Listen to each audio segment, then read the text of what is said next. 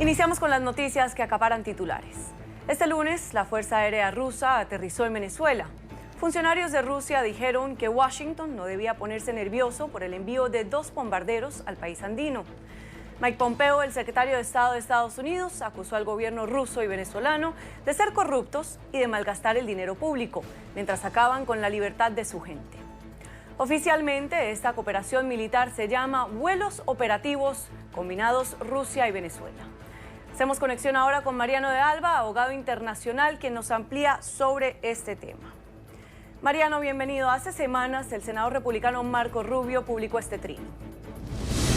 Si Maduro invita a los bombarderos rusos a visitar Venezuela y luego Putin vuela sus patrullas en el Caribe y el Golfo de México, no solo sería un acto muy provocativo por Rusia, sino que confirmaría que el régimen de Maduro representa una amenaza para la seguridad nacional de Estados Unidos. El secretario adjunto del Departamento de Estado, John Sullivan, asegura que el terrorismo es una amenaza para Latinoamérica. Pero específicamente en Estados Unidos, ¿por qué se considera que Venezuela podría prestar ahora una amenaza a la seguridad nacional de este país? Bueno, el senador Marco Rubio considera a Venezuela como una amenaza para la seguridad nacional por la dimensión de la crisis que está viviendo Venezuela. Venezuela es un país con una grave crisis económica que como consecuencia de esa grave crisis económica, fundamentalmente, está produciendo una cantidad sin precedentes de migrantes que están yendo a distintos países del continente. Y además hay pruebas, hay indicios muy claros de que dentro de Venezuela el gobierno y las Fuerzas Armadas venezolanas han perdido el control del territorio y más bien lo que han es permitido la llegada a territorio venezolano de grupos irregulares, grupos terroristas.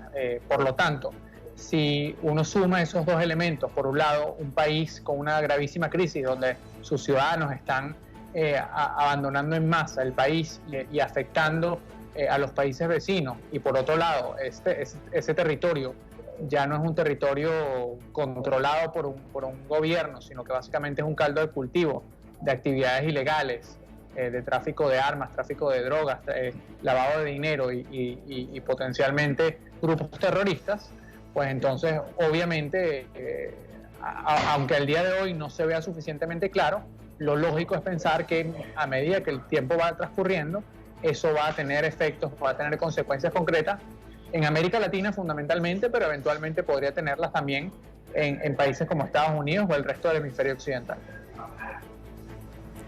Mariano, a su juicio, ¿cuál es el objetivo del gobierno ruso y del gobierno venezolano al traer estos aviones a Venezuela? Eso no es algo nuevo, eso ya sucedió en el año 2008, en el año 2013. Básicamente se trata de una consecuencia de la visita de Nicolás Maduro a Rusia. Es un espectáculo que quieren montar para tratar de hacer ver que Rusia está apoyando al gobierno venezolano. La realidad es que el gobierno ruso no hace nada sin obtener primero una retribución económica y por lo tanto está interesada en que se mantenga una relación comercial sustancial con Venezuela, cosa que es muy difícil dada la crisis económica en Venezuela, y por lo tanto ese envío de aviones es muy probablemente la contraprestación por parte del gobierno venezolano, es la promesa de adquirir nuevos equipos militares, o inclusive acceso a los recursos naturales de Venezuela a compañías rusas, pero la realidad es que al final del día Rusia no está dispuesta y no va a estar dispuesta a involucrarse militarmente en contra de Estados Unidos por defender a Venezuela. ¿Y qué medidas se espera que tome el gobierno estadounidense? Bueno, yo pienso que el gobierno estadounidense todavía está muy crudo, ¿no?, en la investigación de cuál es verdaderamente el alcance del apoyo de Rusia al gobierno de Nicolás Maduro. Yo lo que pienso es que lo más probable es que veamos más sanciones al gobierno de Venezuela, veamos nuevas medidas tratando de afectar el financiamiento que obtiene Venezuela de afuera y tratar de aumentar la presión. Lo que pasa es que obviamente la situación en Venezuela no está entre las grandes prioridades de política exterior de Estados Unidos, y las medidas que se tomen básicamente sería un aumento o una radicalización de medidas que ya se han tomado, que básicamente son sanciones, congelamiento de bienes e investigaciones que terminan en procesos judiciales en contra de distintas personas vinculadas al gobierno venezolano. Mariano de Alba, abogado internacional, muchísimas gracias. Continuamos. Más de 700.000 casos están bajo revisión mientras la administración Trump busca retirarle la ciudadanía a personas que cometieron fraude de inmigración. Dos profesoras universitarias exponen la forma en que las autoridades buscan casos donde se ha utilizado más de una identidad o se ocultan órdenes de deportación antes de pedir la ciudadanía. Este programa inició bajo la administración del entonces presidente Barack Obama, pero el actual presidente Donald Trump busca ampliarlo. Ahora cambiamos de tema porque la Corte Suprema, con una mayoría de magistrados conservadores, optó por abstenerse en dos procesos relacionados con la financiación pública que recibe Planned Parenthood. Esta es la mayor red de clínicas de salud sexual y reproductiva del país. El juez Brett Kavanaugh, un conservador y quien fue recientemente confirmado al Tribunal Supremo, votó con los liberales al rechazar o escuchar dos casos abiertos por los estados de Kansas y de Luisiana. La doctora Leana Wane, presidente de Planned Parenthood, nos explica sus preocupaciones en cuanto a la votación por parte de Brett Kavanaugh. Bienvenida, doctora. ¿Y cómo interpreta usted el hecho de que el juez de la Corte Suprema, Brett Kavanaugh, se haya puesto del lado de los liberales en esta ocasión? Yo quiero ser clara. Hay una diferencia entre rechazar, escuchar un caso y ponerse de lado con el cuidado reproductivo y la salud de las mujeres. Lo que hizo el juez Kavanaugh fue rechazar, escuchar el caso. No me malinterpreten, esto son buenas noticias para los pacientes alrededor del país, porque los políticos en Kansas y Luisiana tratan de bloquear a los pacientes de Medicaid para que vengan al plan de cuidado médico. Estamos hablando de cuidado médico básico, como exámenes de seno, exámenes para detectar cáncer, vacunas, pruebas de enfermedades venéreas. Esto es cuidado médico básico. Y ahora las mujeres y la gente, todos los pacientes pueden continuar a venir a este plan y acceder a estos servicios. Estamos muy agradecidos y contentos con esta sentencia, pero no se equivoquen que estamos muy preocupados sobre lo que podría pasar en el futuro con esto en la Corte Suprema. Observadores de la Corte Suprema están analizando cómo el juez conservador Brett Kavanaugh va a votar en cuanto a temas de aborto. ¿Pero cree usted que este se va a convertir en un aliado para Planned Parenthood? Yo soy una doctora y una científica y tengo que ver los registros, y todos los registros que tenemos sobre Brett Kavanaugh muestran que él está en contra de la salud reproductiva de las mujeres y la salud de las mujeres. Estoy muy preocupada. Hay como 20 casos relacionados con salud reproductiva y acceso a la salud que están a un paso de la Corte Suprema, que significa que en el próximo año Roe versus Wade podría tomar otro destino, lo cual significa que una de cada 3 mujeres en salud reproductiva, en estado reproductivo, podrían estar viviendo en estados en los que se prohíbe el aborto, y sé cuál es el costo, y el costo es la vida de las personas. ¿Usted cree que Planned Parenthood y Roe versus Wade están bajo riesgo con la nueva composición de la Corte Suprema? La amenaza al cuidado sanitario de las mujeres es la peor catástrofe sanitaria pública en nuestro tiempo. Hemos visto lo que pasa cuando un aspecto del cuidado sanitario es apartado, estigmatizado y atacado. Nosotros tratamos el cuidado sanitario reproductivo diferente de cualquier otro aspecto del cuidado sanitario. Y eso no debería ser así, porque estamos hablando de algo que necesitan las mujeres para nuestros cuerpos y nuestra salud. Es mi trabajo como doctora proveer la educación y todos los servicios que mis pacientes necesitan para empoderar a mis pacientes a que tomen la mejor decisión para ellas. Yo confío en mis pacientes, confío en las mujeres. No deberíamos tener a políticos decidiendo lo que deberían hacer las mujeres con su cuerpo y su salud. Leana Wane, presidenta de Planned Parenthood, muchísimas gracias. Continuamos porque una menor de edad se convierte en la primera en lograr cambiar su cédula de identidad para que coincida con su actual identidad de género en Ecuador. Por medio de una orden judicial, Amanda, una niña transgénero de 9 años de edad, cambió su cédula de identidad. El registro civil aceptó el nuevo nombre de la menor tras haberle negado la modificación en enero. Diana Rodríguez, congresista transgénero de Ecuador, nos amplía un poco sobre este tema. Bienvenida, congresista. ¿Y usted cree que posiblemente algunas personas deben pensar que es muy temprano para que esta niña menor de edad se cambie su identidad en la cédula? Buenas noches. No, en realidad lo que dice obviamente el artículo justamente 99 del registro civil es que, por ejemplo, si nosotros leemos, dice, voluntariamente al cumplir la mayoría de edad y por una sola vez la persona por autodeterminación podrá sustituir el campo sexo por el género, que puede ser masculino o femenino, de acuerdo con los registros que para el efecto se determine en esta ley y su reglamento. Este cambio no afectará los datos de registro personal único de la persona relativos al sexo. De darse esta situación, el peticionario podrá solicitar el cambio de nombres a causa de la sustitución del cambio sexo por el de género. Entonces, lo que ocurre en este caso es que se le ha reconocido el cambio de nombres, entiendo yo así, no el cambio de sexo porque no es legal en el país, y entiendo que el proceso judicial ha ido por ese reconocimiento, que en este caso se le reconozca los nombres femeninos de la niña para que pueda, por supuesto, ir adecuadamente a la escuela, no sea sujeto de discriminación ni de bullying, que bien sabemos que justamente nuestras poblaciones sufren por ello. Congresista, ¿y qué se siente ser un niño que no se reconoce en su propio cuerpo? Bueno, es importante dejar en claro, por ejemplo, que en mi generación no hubieron estas cuestiones legales que están ocurriendo ahora, ¿no? Si en mi generación, por ejemplo, desde mi niñez trans hubiese habido la oportunidad de quizás tener, por ejemplo, una familia que me reconociera como trans, como pasa ahora, no solo en este caso, sino en varios casos en el país, hubiese sido quizás una transexualidad mucho más saludable, mucho más sana, mucho más querida, ¿no?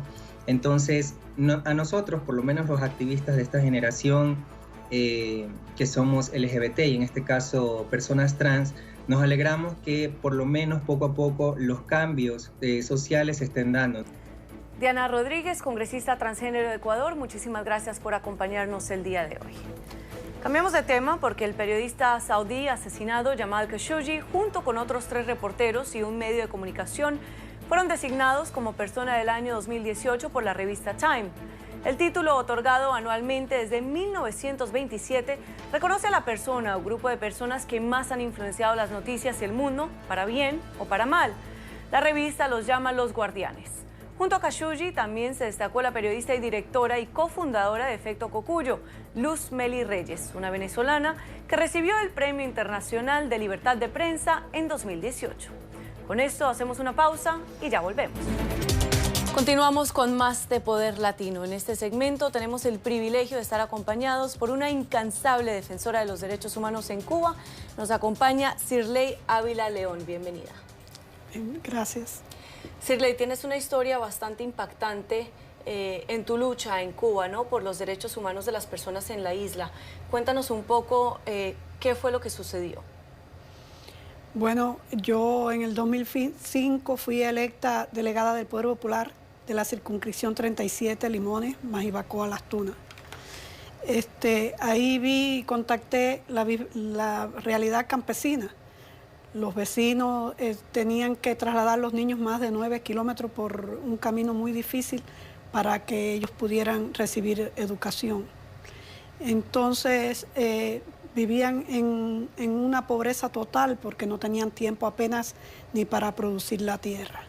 También vi que eran obligados a venderle a una institución estatal del gobierno sus productos y se demoraban más de un año para pagarle las facturas de las ventas, donde apenas podían adquirir los alimentos básicos, ni los aseos personales, ni nada de eso. Una situación muy precaria.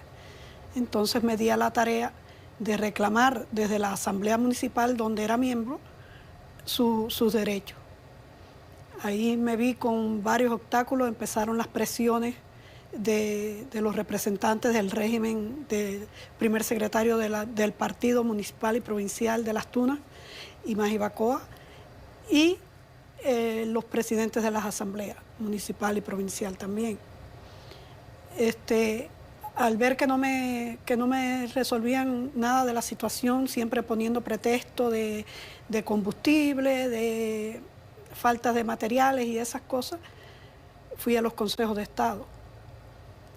Logré que se hiciera la escuela, me dijeron que la podían hacer por batallas de ideas, un calificativo comunista de ellos para darle más fuerza a las cosas, más publicidad.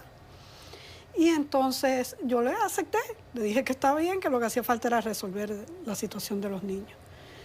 Pero al transcurso de 3 cursos escolares, eso fue en el 2006, en el 2011 cierran la escuela.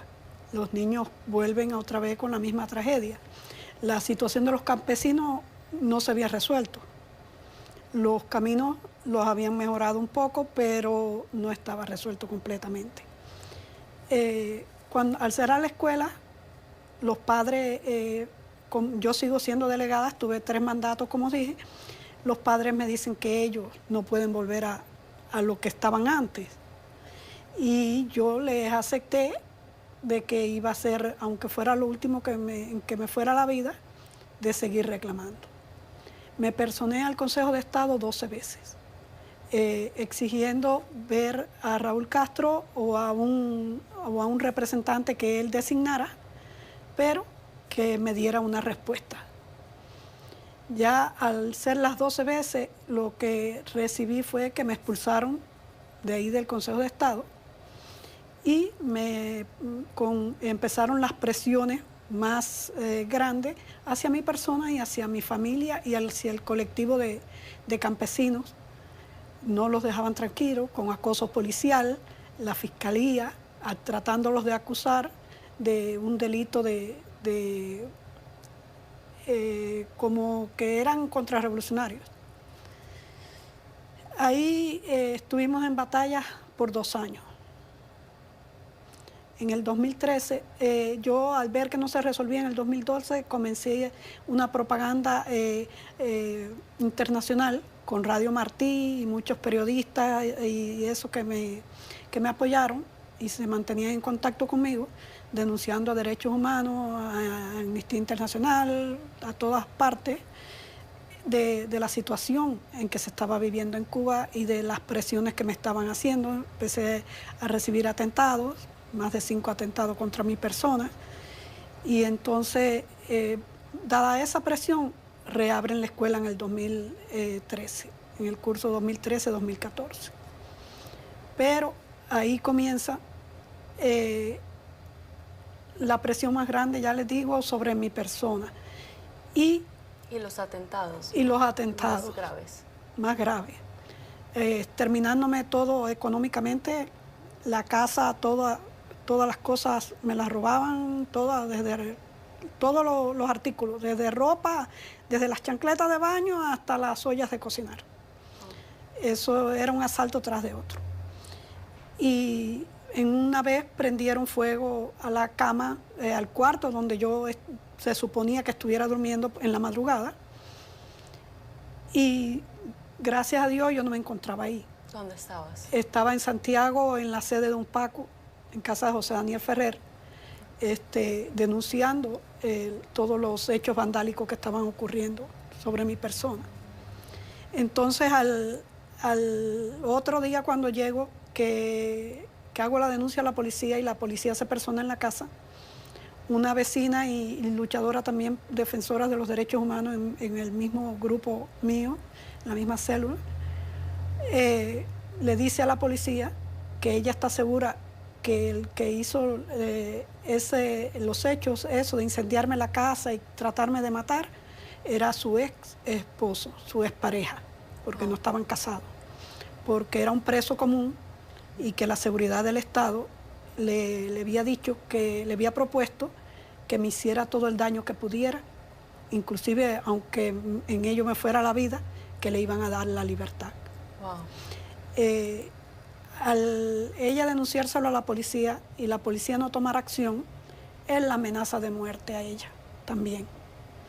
Entonces, al ver que la policía no tomaba ninguna acción, ella y yo fuimos a la Fiscalía Municipal confiando pensando de que era un problema de él, que no era cierto que estaba involucrada la seguridad del Estado y la policía, y denunciamos la inacción de la policía y que no lo habían detenido. Él se hacía llamar Rubers. Ella, una joven de 23 años, Eunice Lady López Rodríguez, cuando fuimos a hacer la denuncia a la fiscalía, prácticamente nos echaron de la fiscalía también. Shirley, y aparte de eso, el atentado más grave contra tu vida. Cuéntame un poco de esa experiencia también. Bueno, unos meses más tarde, esperando la respuesta de la fiscalía, ella la asaltan en su casa el 26 de septiembre del 2014 y la matan, la asesinan con 18 puñaladas, delante de sus 2 hijitos pequeños. La fiscalía dice que es un hecho sentimental, pero yo sé que la realidad fue mandado por la policía política para asesinarla porque ella estaba defendiendo, silenciarla porque lo estaba acusando y defendiendo los derechos también de los ciudadanos. Entonces, eso fue el día 26 de septiembre del 2014. El 24 de mayo del 2015, al ver ellos que no me podían silenciar ni las personas que me apoyaban apartarlas de mí,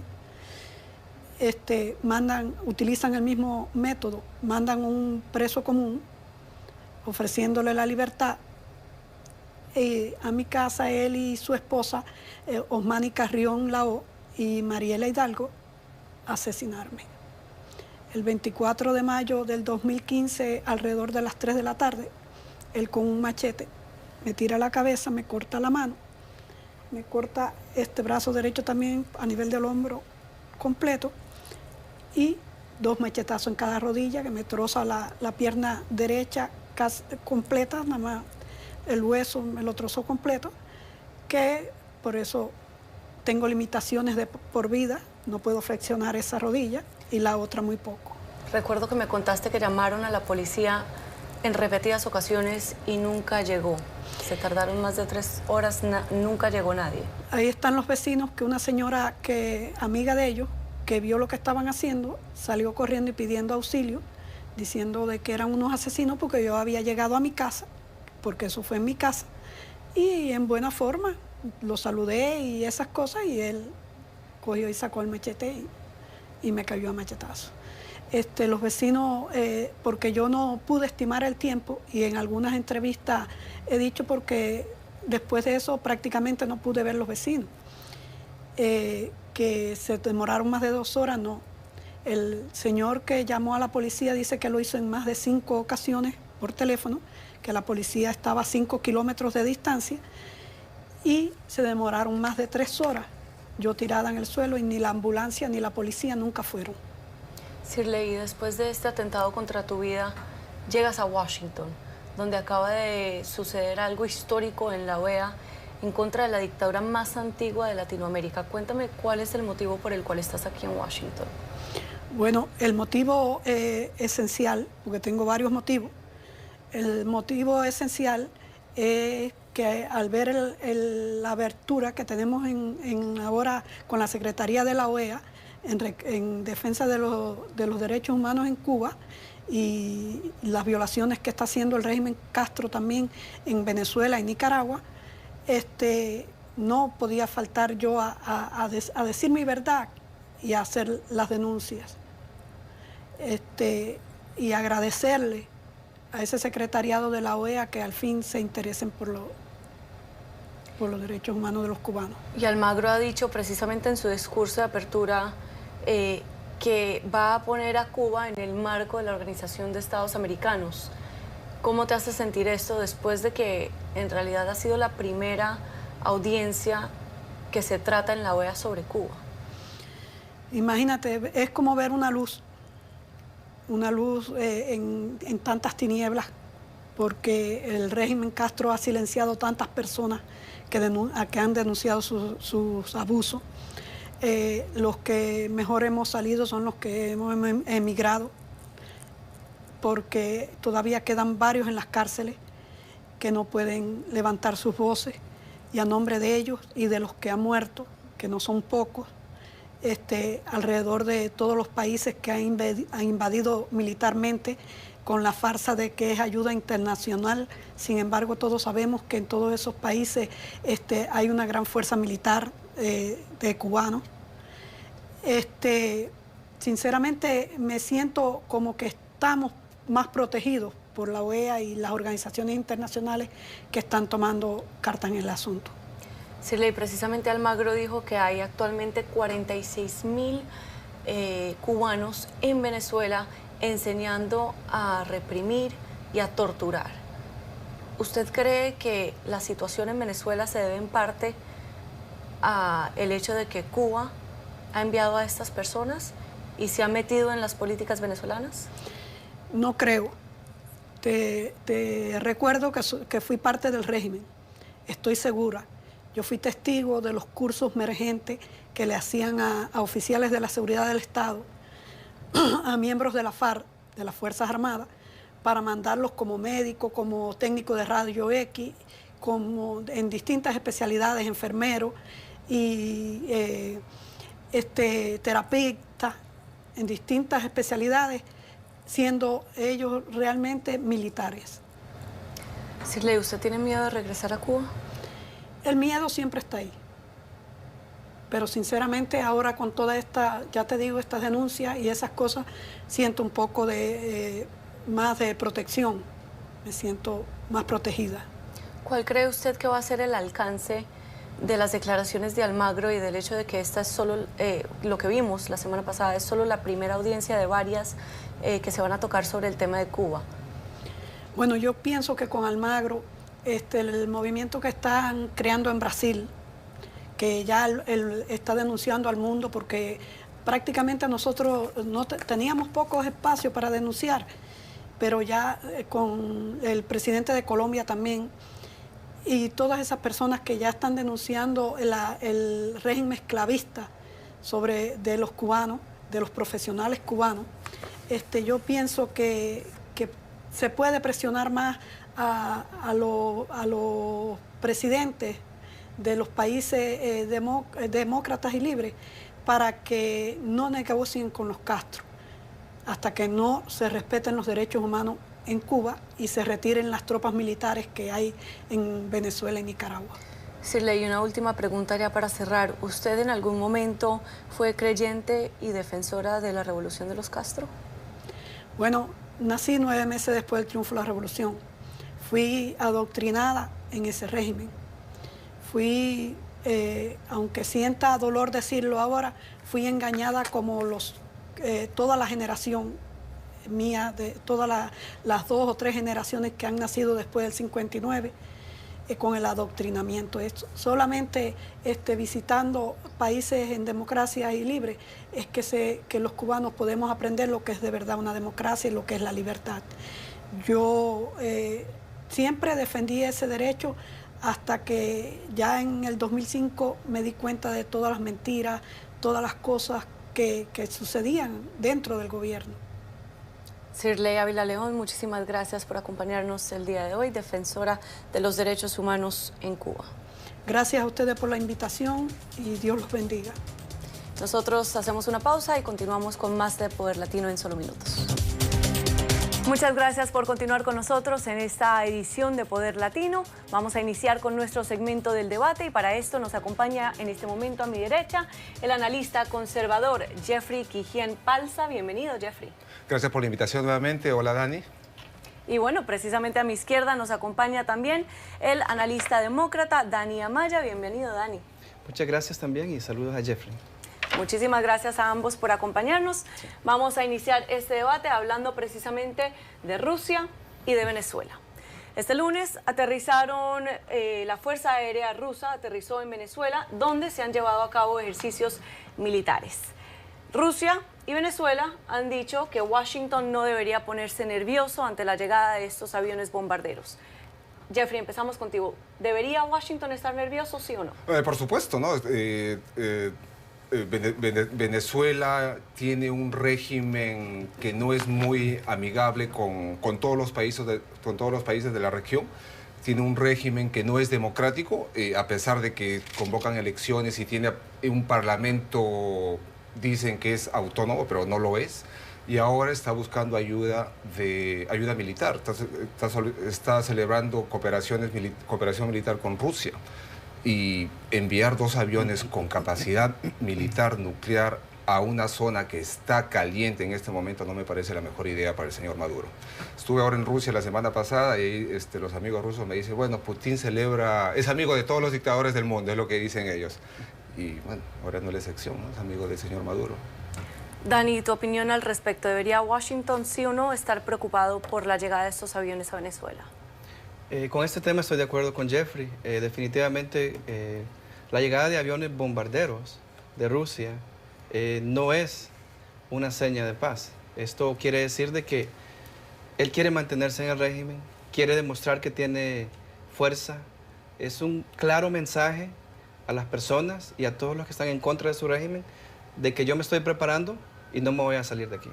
Sí, exacto. Y no solamente desbalancea a Estados Unidos, ¿no? sino a toda la región, sobre todo a Colombia.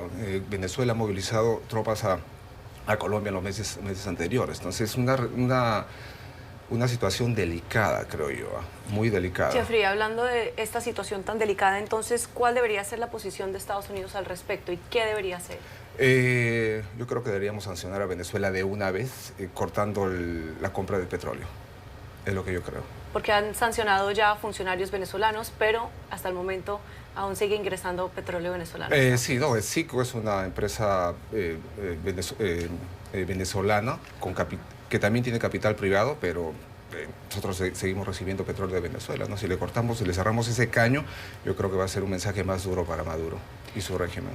Trump ha sido, de hecho, bastante proactivo sancionando a funcionarios venezolanos, pero ¿qué repercusiones, Dani, podrían tener los venezolanos si se llega a sancionar el petróleo en este país andino, ¿no? Porque varias administraciones han tardado mucho en tomar esta decisión y se han ido más bien por sancionar a individuos. Bueno, tenemos que considerar también de que antes que todo está el factor económico. Y en la compra me imagino que se está beneficiando. Hay que dejar de pensar en el beneficio económico y de una vez por todas ver en los derechos humanos de todos los venezolanos. Si queremos que esto pare, tienes que cortar el poder económico de un país. Cuando tú le cortas el poder económico, ellos ya no saben qué hacer. Y definitivamente el petróleo es lo que lo ha mantenido en el poder todos estos años. Hace 3 millones de venezolanos han abandonado Venezuela o posiblemente más, ¿no? En Perú solamente hay 1 millón de venezolanos. Y yo recuerdo creciendo en Perú, Venezuela era un país rico para los estándares sudamericanos y ahora no tienen que comer.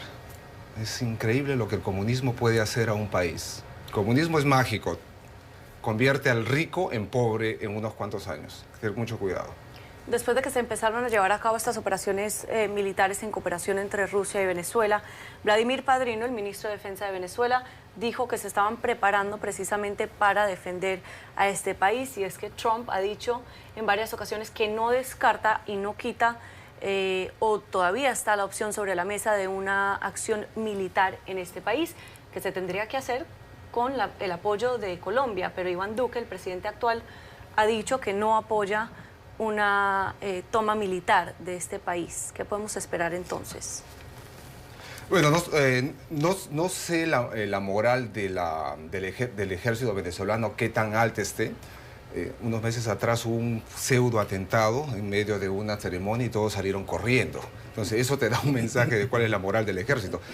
Otro punto es de que no les pagan salarios, no tienen comida, el entrenamiento es muy bajo. Entonces es un factor de moralidad de las Fuerzas Armadas en este momento.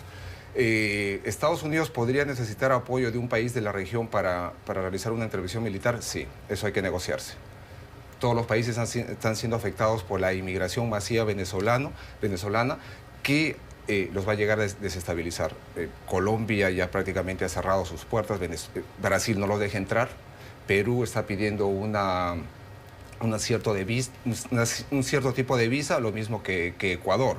Entonces, el éxodo venezolano va a continuar porque la situación económica no está mejorando, está empeorando.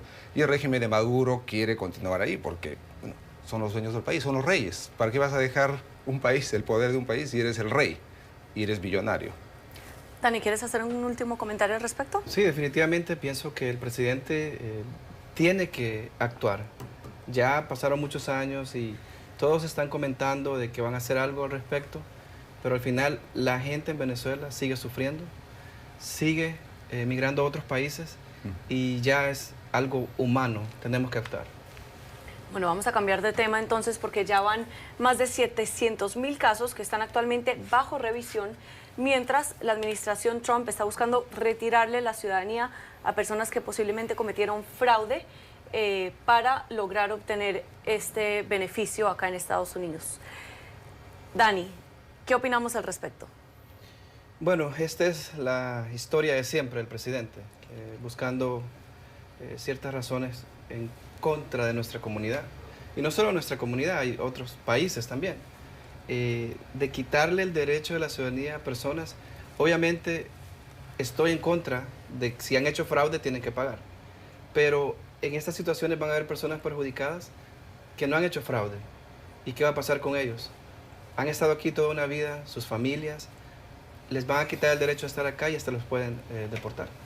O sea, personas que posiblemente sí llenaron sus trámites de una manera correcta, podrían verse perjudicados si las autoridades logran de cierta manera comprobar que posiblemente utilizaron otra identidad o simplemente por errores de la administración puede terminar una persona perjudicada. Es un tema complejo porque cada caso puede ser diferente, ¿no?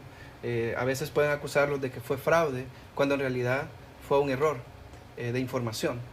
Entonces hay que tener mucha precaución en esta situación, no de que todo el mundo le vamos a quitar sus documentos. Si lo van a hacer, que tengan precaución y que no se vean perjudicadas las personas que no han cometido un error. Jeffrey, ¿tus opiniones? De acuerdo con Dani, ¿no? Este es caso por caso, son de 700.000 casos que tú dices, para revisar todos ellos van a tomar años, si no siglos, pero posiblemente haya ciertos casos de que hay que revisarse, ¿no? Los casos más palpantes donde ha habido fraude, un fraude procesal. Y yo creo que sí, eso hay que revisarlo. Y están revisando también no solo casos en donde las personas utilizaron dos identidades, sino también casos en donde las personas evadieron órdenes de deportación. Entonces, una vez se encuentren esto, que de hecho fue un programa que se inició bajo la administración de Barack Obama, ¿qué podría suceder con estas personas? Bueno, si han infringido la ley hay que aplicar la ley, lo siento, es una opinión dura mía, pero si han infringido la ley tiene que aplicarse la ley. Este país es grande porque la ley se cumple y se aplica al pie de la letra. Esa es mi opinión. Dura, no sé si Dani estaré de acuerdo conmigo, pero es una opinión dura. Totalmente de acuerdo. Sí. Es un país de leyes y se tiene que cumplir. Sí. Si has hecho algo que no tenías que haber cometido, tienes que pagar por eso. Sí, bueno, yo también soy inmigrante y lo que más admiro de Estados Unidos es que se aplica la ley y se cumple. Es admirable. Y un consejo para aquellas personas que tienen ciudadanía actualmente que creen que pueden caer en este rango de personas que están siendo investigadas. Bueno, junten sus documentos, ¿no? Si es que ellos creen de que por un error la administración los puede llamar, junten sus documentos y presenten. Mira, no he hecho ningún fraude, yo soy un ciudadano americano que cumple las leyes y ahí se va a terminar todo. Definitivamente hablar con su abogado, porque ellos son los que saben la ley y los que te pueden defender. Correcto. En la corte. Sí. No hay que tener miedo. No hay que tener miedo. Si no has quebrado la ley, no hay que tener miedo. Bueno, vamos a cambiar de tema entonces. La Corte Suprema, con una mayoría de magistrados conservadores, optó por abstenerse en dos procesos relacionados con la financiación que se le da a Planned Parenthood, que ya sabemos que son las clínicas de salud sexual y reproductiva más grandes del país. Del mundo. Y del mundo. Perfecto. Entonces, en una Corte Suprema totalmente conservadora y que acabamos de ver que el nominado y el confirmado ahora Brett Kavanaugh en esta Corte Suprema es un conservador, ha votado con los liberales. ¿Qué nos dice esto para el futuro de Planned Parenthood? Mira, para empezar, yo no estoy de acuerdo con el aborto. Ese es mi punto de vista. Pero bueno, el miedo que tenía muchas de las personas liberales o del Partido Demócrata de que el juez Kavanaugh iba a revisar todos los casos en que atacan ahora que es el derecho a abortar. Estaban infundados. Mira la decisión que he tomado, ¿no? Esta decisión no está directamente relacionada al derecho de aborto, pero como Planned Parenthood recibe fondos del gobierno para realizar este tipo de operaciones, mira el mensaje que nos está dando, ¿no? Que vamos a aplicar la ley, no importa qué es lo que sucede, y está aplicando la ley. Dani, ¿cuál es tu opinión al respecto? Definitivamente me gusta la postura del juez. Eso demuestra de que a pesar de que él es conservador, entiende lo que las personas necesitan. Y Planned Parenthood es una necesidad para muchas personas. Necesitan ese servicio. Y quitarle los fondos a los estados sería catastrófico. Entonces, estoy totalmente de acuerdo con lo que hizo el juez. ¿Y estás a favor del aborto? Sí. ¿Por qué? Porque la persona tiene derecho de hacer con su cuerpo lo que la mujer quiere. Jeffrey, ¿por qué estás en contra del aborto? Porque es un niño que está dentro. Entonces un niño no se puede defender. Hay que darle la oportunidad para que nazca y disfrute la vida, ¿no? el milagro de la vida. Yo no estoy de acuerdo con el aborto. Y no estoy de acuerdo en que mis impuestos vayan a financiar este tipo de operaciones. Totalmente en desacuerdo. Pero, entonces, ¿cómo te hace sentir el hecho de que un juez conservador que nominó Trump esté votando en contra de esto que va precisamente en contra de tus principios? No voy a decir que me decepciona, él está aplicando la ley de acuerdo a como él la siente, entonces yo respeto la ley, ¿no? Yo respeto la decisión del juez Kavanaugh, pero personalmente te digo que yo no estoy de acuerdo y no estoy de acuerdo en que mis impuestos vayan a promover o financiar clínicas de aborto. A mí me parece inhumano y voy a utilizar este término salvaje, de que estemos matando niños, con fondos del Estado, con dinero nuestro. Gracias por continuar con nosotros y bueno, ya estamos a punto de finalizar Poder Latino, así que como es habitual nos acompaña Alexandra Colón Mil con las recomendaciones culturales. ¿Qué nos tienes? Buenas noches, Emiliana, y aprovecho para decir buenas noches, gente de todo tipo, tamaño y color y todos aquellos que cambian bajo el sol. ¿Y qué es eso, Ale? Explícame ese saludo, por favor. Bueno, este saludo tiene que ver con este libro que sale a la venta hoy. Se llama Buen día, buenas noches, palabras de ánimo para mí y para ti. Y está compuesto de frases tomadas del Twitter, de la cuenta de Twitter de Lin-Manuel Miranda, ese dramaturgo y actor de origen puertorriqueño muy conocido por obras como In the Heights o Hamilton. Y es que Lin-Manuel tiene un hábito de cada noche y cada mañana dar unas palabras de aliento a sus seguidores en Twitter, ¿no? Palabras como estas que acabo de leer. Y se han vuelto tan famosas que fueron recopiladas en este libro que sale a la venta hoy. Es sin duda un lado muy diferente de este dramaturgo que se ha ganado 15 premios Tony, un premio Pulitzer de drama en 2016 y es ilustrado por Johnny Soon, un comediante canadiense y tiene, bueno, imágenes muy bonitas. Se ve espectacular, sí, se ve divino. Sí. Aparte, páginas que puede abrir uno todos los días y simplemente leer un mensajito que de pronto te motive. Exacto, y es un mensaje de día y un mensaje de noche. Te aprovecho para leer otra de mis favoritas. Buenos días, no esperes a que te preparen lo que te gusta, prepara tú mismo lo que más te gusta. Ve. Entonces son mensajes que dan aliento, que impulsan a uno a empezar el día con el pie derecho, a acostarse pensando en mensajes positivos, ¿no?